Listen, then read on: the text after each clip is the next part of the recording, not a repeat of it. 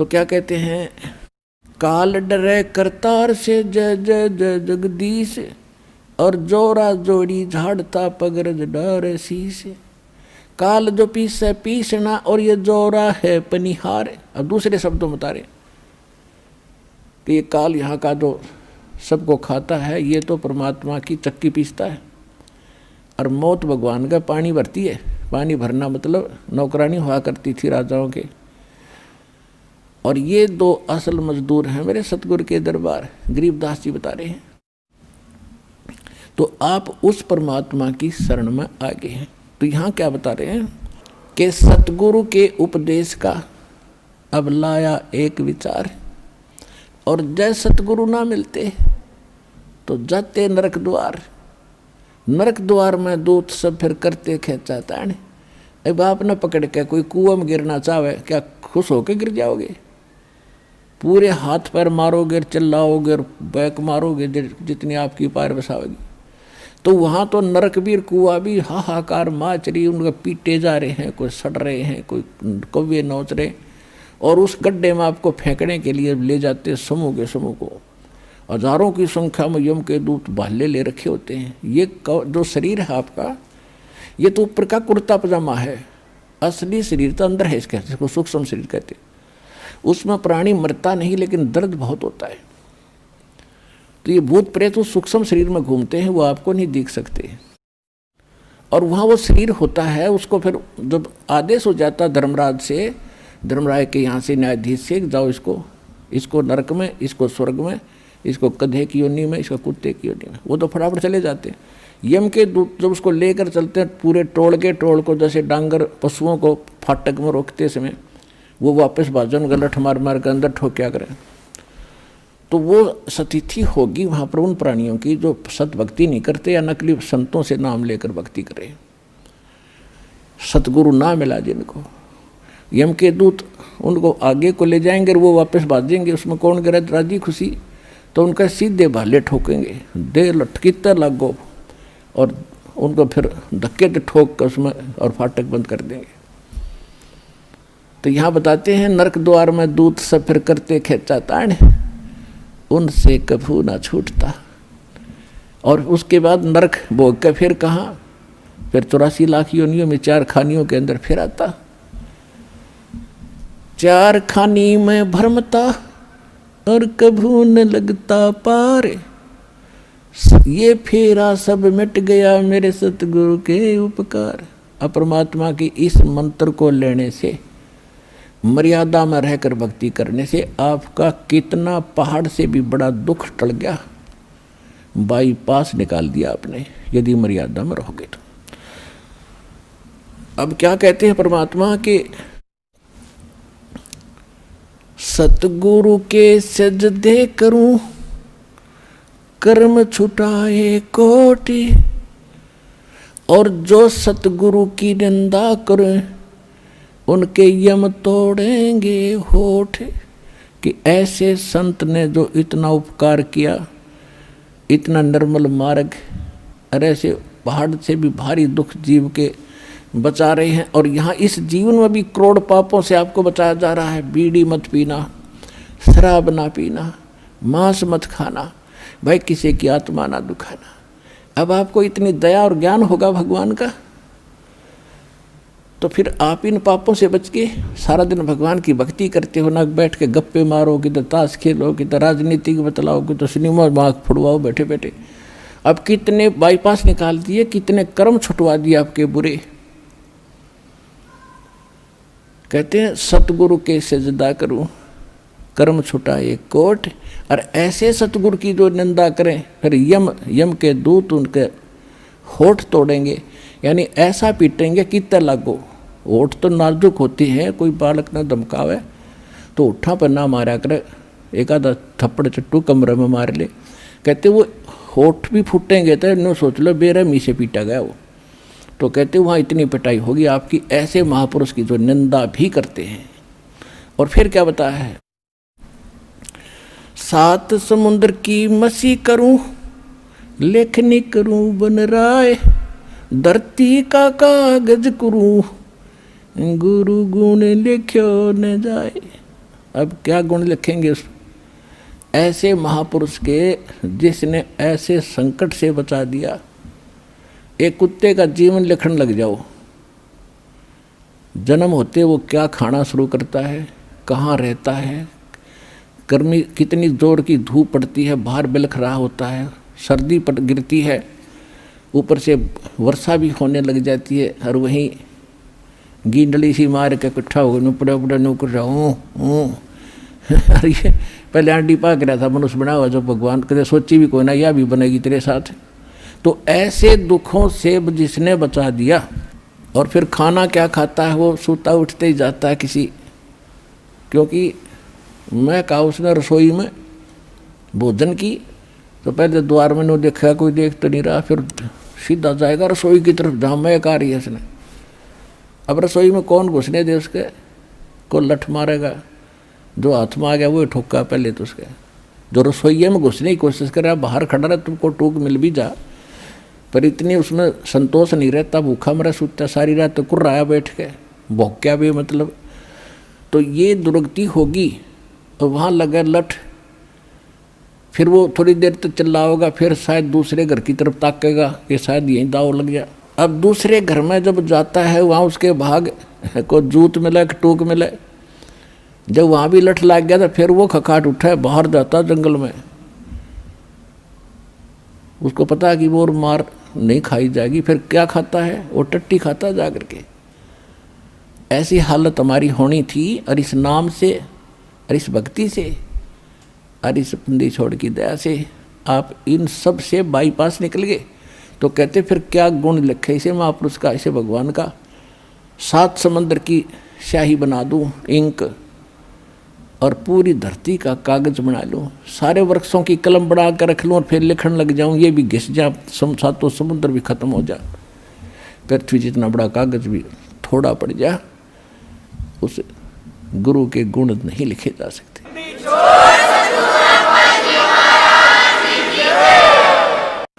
अब फिर क्या बताते हैं, गुरु मानुष कर जानते, ते नर कहिए अंध, ओ है दुखी संसार में, फिर आगे काढ़ के फंदे। कहते हैं ऐसे महापुरुष को एज ए तुम मनुष्य ट्रीट करोगे तो लाभ नहीं मिलेगा। उसके लिए परमात्मा क्या कहते हैं कि गुरु गोविंद कर जानियो, रहियो शब्द समाए, मिले जब दंडवत बंद की, नहीं पल पल ध्यान लगावे। कि गुरु को परमात्मा जानकर आप व्यवहार करना। अपने आत्मा एक सीधी सी बात है, जैसे ये दास परमात्मा ने भेज दिया, तो दास वो परमात्मा नहीं है जिसकी आपको चाह है। लेकिन इस दास को एज ए गॉड ना मानोगे, भगवान की तरह नहीं मानोगे, तो वो भगवान नहीं मिल सकता। अब जैसे एक गणित में एक प्रश्न आता है, उसमें मूलधन ज्ञात करना होता है, बाकी दर भी टाइम भी सारा कुछ दिया होता है। तो उस मूलधन तो अरबों खरबों में होता है, अरबों खरबों का अमाउंट कई करोड़ रुपए का होता है। तो उस कई करोड़ अरब खरब के मूलधन को जानने के लिए आपको मानना पड़ता है, सपोज मूलधन इज 100 रुपीज, जो मूलधन है वो 100 रुपये, मान लो मूलधन 100 रुपये मानकर हम सवाल निकाला करते, प्रॉब्लम हल करते थे। तो वो प्रश्न का हल ऐसे ही होगा, ना हो ही नहीं सकता। लेकिन वो 100 रुपये मूलधन नहीं है, लेकिन वो मानना पड़ेगा, तब उससे वो दर निकलेगी, और उसके बाद फिर कैलकुलेशन करके हम निकालते हैं। वो ओरिजिनल मूलधन तब प्राप्त होता है, तब हम सफल होते हैं। इसी प्रकार आप जी ने इस दास को मानना पड़ेगा। मान लो रामपाल भगवान, रामपाल वो भगवान नहीं है।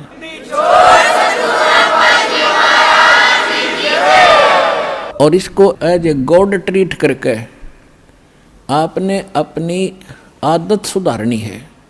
क्योंकि जब आप यहाँ से जाओगे, यहाँ से चलते ही गुरु का रोल पहले भी रोल है, फिर भी आपके साथ रहेगा। इस दास के रूप में आपका नीचे से गणेश जी के दरबार से अकाउंट क्लियर कराता चलेंगे। यानी आप जब यहाँ से चलोगे तो ऑटोमेटिकली आपके रास्ते साफ पाओगे। जैसे स्थान स्थान पर वो खड़े होते हैं, चौराहे पर सिपाही होते हैं ट्रैफिक को डाइवर्ट करने के लिए, ऐसे जब आप संसार छोड़ कर चलोगे आपको आप बताते चलेंगे आप इधर जाओ, आप इधर जाओ, तो आप गणेश जी के उसमें जाओगे। वहाँ जाते आपको क्लियरेंस चिट मिलेगी, अग जाइए जी आप जाओ, क्योंकि आपकी भक्ति ऐसी बन जाएगी, उनसे आप ऋण मुक्त होते चले जाओगे। फिर आओगे स्वाद चक्र में, यानी सावित्री ब्रह्मा के दरबार में, तो वहाँ भी आपको क्लियर चिट मिलेगी, आप जाओ जी आपका काम पूरा, क्योंकि परमात्मा पहले करवा के जा चुका होगा इस दास के रूप में। और फिर आगे जाके बैठ जाता त्रिकुटी के ऊपर, जहाँ मालिक का यहाँ इस ब्रह्मांड में एक मूल स्थान है, ऑफिस है, कार्यालय है। जैसे प्रत्येक देश में प्रत्येक देश का एक राजदूत भवन होता है, तो इस दास के रूप में आपको परमात्मा उस त्रिकुटी पर मिलेगा। तो फिर आप जाओगे नाभि कमल में, नाभि कमल में विष्णु और लक्ष्मी जी का दरबार है। वहाँ आपको फिर वहाँ से अकाउंट क्लियर लेना पड़ेगा, वो भी चिट आपको तैयार मिलेगी, नो ड्यू सर्टिफिकेट। फिर आप आओगे हृदय कमल में, पार्वती और शिव का जो दरबार है, फिर वहाँ से आप चलोगे और फिर आओगे आप कंठ कमल में, दुर्गा का स्थान है, वहाँ से भी आपको क्लियर चिट मिलेगी। फिर आप पहुँचोगे त्रिकुटी पर। त्रिकुटी पर जाकर के फिर 3 रास्ते बन जाते हैं, उसको त्रिवेणी बोलते हैं। इन्हें कख भी नहीं पता त्रिकुटी पर, ये राधा स्वामी वाले कहते हैं हमने कोई ज़रूरत नहीं वेद ग्रंथों का किसी को, हम नीचे के भगवानों से हमने कोई लेना देना नहीं, हम तो सीधे त्रिकुटी में ध्यान लगाते हैं। त्रिकुटी को बरवाड़ा का बस स्टैंड है, वहीं पहुंच जाओगे त्रिकुटी पे, वाह भाई वाह। त्रिकुटी तक पहुंचने के लिए बहुत जोर लगेगा तुम्हारा, 100 जन्म नहीं पहुंच सकते। साधनाओं से 5 काल नाम के जानो, 5 काल के नाम जाप करते हो, साधना कोई है नहीं, गुरु तुम्हारे है ही नहीं। क्योंकि जो राधा स्वामी के मुखिया थे शिवदयाल जी, उसका कोई गुरु नहीं, और वो भूत बनकर अपनी शिष्या में बोल रहा है, जैसे हम भूत बोलते हैं यहाँ पर, आप देख लो किस किस के अंदर बातें करते, ऐसा वो बातें कर रहा है वहाँ पर। तो कहने का भाव ये है कि त्रिकुटी पर जब आप पहुँचोगे तो वहाँ इस दास के रूप में परमात्मा मिलेंगे, और जैसा व्यवहार विचार आपका यहाँ है और जो डिमांड आप यहाँ लेकर मर रहे हो, तो वहाँ जाके फिर नहीं मांगोगे कोठी चाहिए जी, कार बन जाए, तो परमात्मा कहेंगे जाते नीचे तू कार कोठी ले, वापस भेज देंगे। तो ये भी आपकी इच्छा यहाँ से इसलिए हटाई जाती है कि केवल ये मांगो, साई इतना दीजियो जा मैं कुटुंब समावे, हम भी भूखे न रहे अतिथि न भूख हो जावे। बता फिर क्या रहे क्या मांगने। कुटुंब समान का अर्थ है परिवार की रिक्वायरमेंट ऑफ द फैमिली। अब रिक्वायरमेंट अगर आपने कोई मोटरसाइकिल की आवश्यकता है तो वो भी देगा भगवान, अवश्य देगा। अगर आपको कार की आवश्यकता तो कार भी देगा, ये गारंटीड समझ लेना। अब जिसने जाना है खेत में और वापस आना, बताओ वो क्या करेगा हेलीकॉप्टर का, वो तो मतलब की बकवाद कर रहा है। और फिर कहने अभाव ये मान ले कार मिल गई जब के कौन सा तो देवता बन गया, निर्धन भक्ति कर रहा है, मजदूर भक्ति कर रहा है। भक्ति भगवान को प्यारी है, भगत भगवान को प्यारा है, तो भक्ति करनी पड़ेगी। किसी ने सुविधा है ऐसे जाने में तो वो कोई दिक्कत नहीं, वो ले लो वो दे देगा। लेकिन एक मजदूर ने कहा मैंने कार चाहिए, बता कार ने शर्मा मारा, कसी ठा के तेरे जाके वहाँ खड्डा खोदना, कार ने क्या करेगा। हाँ भक्ति दोनों ही करोगे दोनों ही मुक्त होंगे, एक भक्ति दोनों ही सफल होगे। वो कार में घूमने भी सफल होगा और मजदूर भी को भी वही पद मिलेगा जो उस कार में बैठे हुए को मिलेगा। तो हमने तो वो चाहना है, यहाँ की वस्तु चाहिए नहीं आपको। तो इस प्रकार जब इस तरह की भावना आपकी हट जाएगी तो वहाँ त्रिकुटी पर एग्जाम होगा आपका। जैसा व्यवहार जैसा विचार आपका यहाँ इस दास के प्रति है, भगवान देखता रहता है। कहते मौला बैठा मोरचे और देखे जन की भेड़, दवा 10 कोट जम किंकर तहाँ एक नाम की खेड़। अब जैसे यहाँ आपको तरीके बताए जाते हैं, उदाहरण और एग्जाम्पल दे दे के कथा सुना के कि परमात्मा जब तपस्या पर आए काल के इस लोक में, तो धर्मदास जी को परमात्मा बता रहे हैं कि जब मैंने उस काल को ये कहा, परमेश्वर कबीर जी बता रहे हैं कि जब मैंने उस काल को ये कहा कि मैं नीचे जाऊंगा और सब जीवों को बताऊंगा तो भगवान नहीं है, और सब गलत मंत्र जाप कर रहे हैं, उनको यथार्थ ज्ञान दूंगा, यथार्थ मंत्र दूंगा और सब जीवों को पार करके सतलोक ले जाऊंगा। तो ने बहुत दुखी कर दिया इनको, भगवान की आत्माओं को।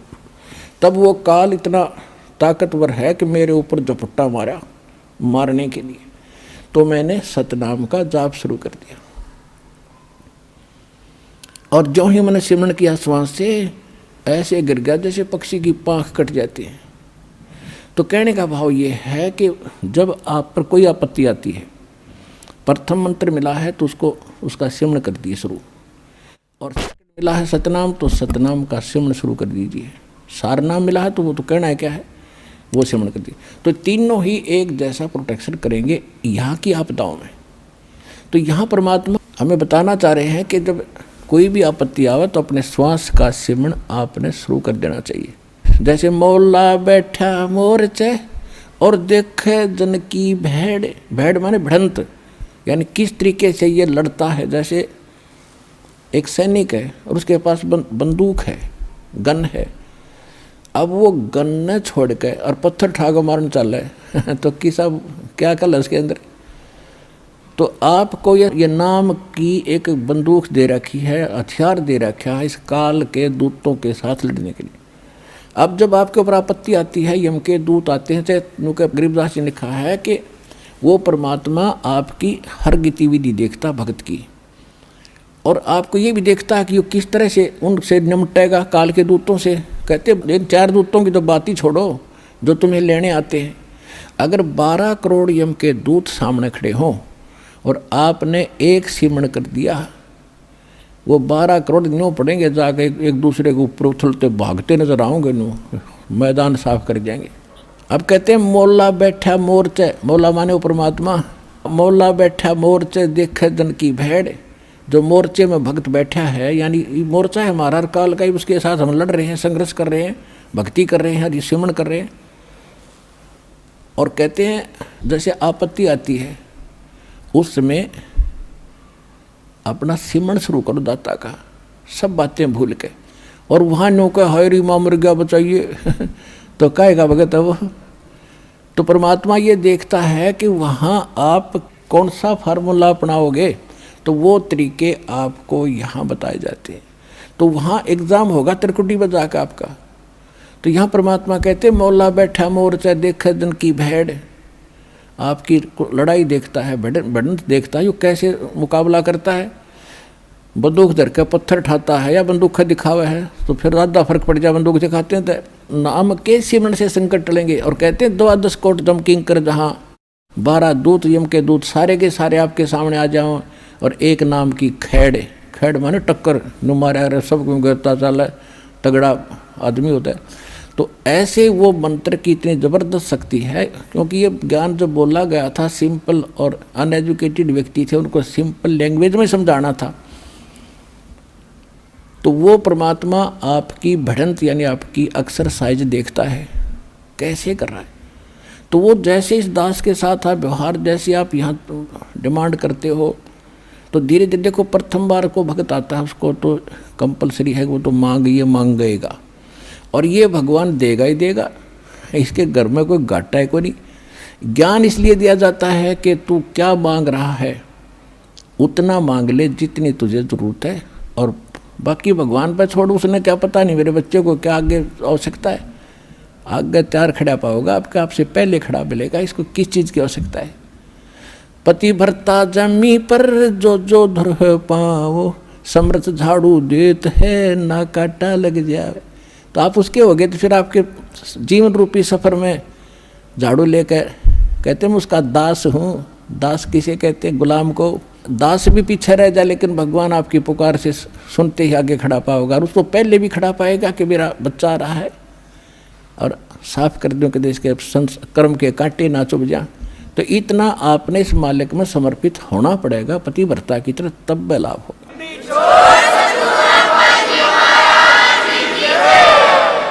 जब आप त्रिकुटी पर पहुंचोगे, अब जैसा भाव आपका यहाँ है, जैसे सोपन में भी फिर ऐसा ही करते हैं, जैसा आप अपने जागृत जीवन में कर रहे हो दिन में, ऐसा ही आपका फिर सोपन होगा। दिन में कोई केले बेचे रेडी लगा के बाजार में, वो करता ले 10 के 20, 10 के 20, 10 के 20, 8 के 20, 8 के 20 ऐसा नहीं मिलेगा। तो सपने में फिर वो नहीं बोलेगा ले लो 10 के 20, 10 के 20।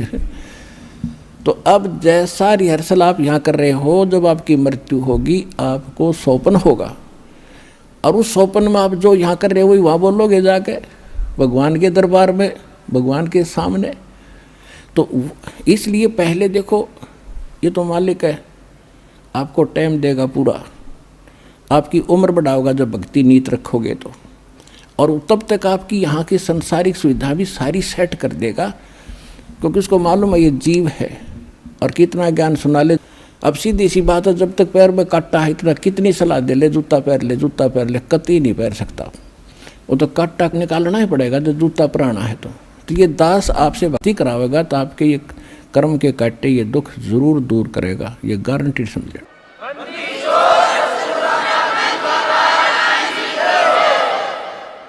तो उसके लिए आपको धैर्य रखना पड़ेगा, धीरे धीरे रे मना धीरे सब कुछ हो, और माली सीते 100 घड़ा ऋतुआएं फल हो। फिर गुरु मानुष कर जानते ते नर कहीं है अंध, ओ है दुखी संसार में फिर आगे काल के फंद। परमात्मा आपको तिरकटी पे मिलेंगे, वहाँ जाते आप समर्पित हो, जैसे दंडवत करोगे तो देखोगे मुँह की तरफ, और परमात्मा जिधर जाएंगे आप पीछे पीछे वहीं भाग लोगे, वहीं साथ जाओगे। तो वहाँ आपको धर्मराज के दरबार में ले जाया जाएगा, गेल जाएंगे दत्ता साथ में इस दास के रूप में। भाई कर ले गुरु वकील मुकदमा भारी है। परमात्मा सब तरह की सलाह देते हैं कि गुरु आपके एज ए एडवोकेट का भी काम करेगा उस धर्मराज या न्यायाधीश के दरबार में, जो यहाँ का चीफ जस्टिस है एक ब्रह्मांड का। तो वहाँ साथ जाएंगे दास के रूप में परमात्मा, और उनको कहेंगे कि सर निकालो गीता अध्याय नंबर 18 के श्लोक नंबर 66 को, ये विधान है भगवान का, सर्वधर्मान परित्यज माम एकम शरणम व्रज अहम तवा सर्व पापे भयमुक्षामि मा शुच। वो किताब खुल जाएगी गीता वहीं पर कि इस तेरे भगवान की बोली हुई है ये, इस ब्रह्म की। और देखो ये क्या कहता है कि मेरे सतर के सब पूजा मुझे दे दो और फिर तुम जाओ, अब जी छोड़ो इसको। ये ओम नाम का जाप जो सतनाम में जो सेकंड मंत्र जो आपको दिया जाता है, उसमें प्रथम जो मंत्र है सतनाम 2 अक्षर का है, जो पहला अक्षर का मंत्र है ये ब्रह्म का है ओम, इसकी कमाई वहाँ दे देंगे, फिर वो ऑटोमेटिकली छोड़ देंगे, आ जाओ जी आप फिर। और फिर दूसरा मंत्र है सतनाम का, दूसरा अक्षर है, उसकी कमाई फिर अक्षर पुरुष के लोक में देंगे जाके, वहाँ भी आपके साथ रहेगा परमात्मा इस दास के रूप में। और जब फिर 11वां द्वार पार किया, फिर 12वें द्वार को पार करके तब सतलोक में जाया जाएगा।